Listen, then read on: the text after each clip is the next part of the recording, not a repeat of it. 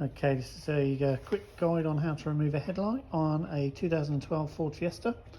In order to change some of the bulbs, you will need to remove the headlight. So it's held in with this bolt here, and then at the front there's another one just there, and you will need to remove the trim panel here.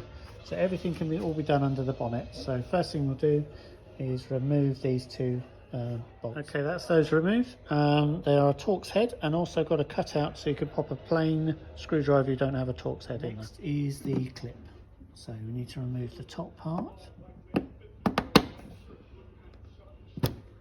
That's the middle piece.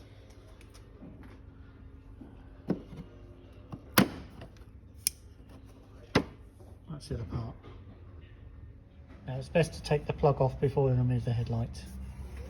So just flick the catch and wiggle off the plug. And the next bit's a bit tricky.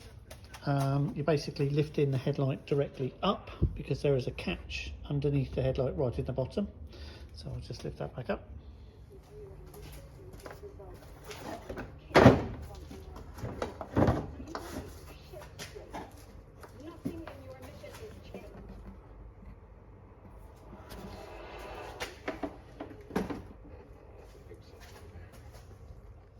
Okay, so that's what was holding it in. It's just sat in that plug there. Once the headlight's out, you can then gain access to the top bulbs, which is the main dip beam, and then you've got the other bulb, which is your side light and the full beam. So you need to access that underneath the headlight by twisting this, and then you can get in and change the bulbs. And to put it back is obviously the reverse procedure.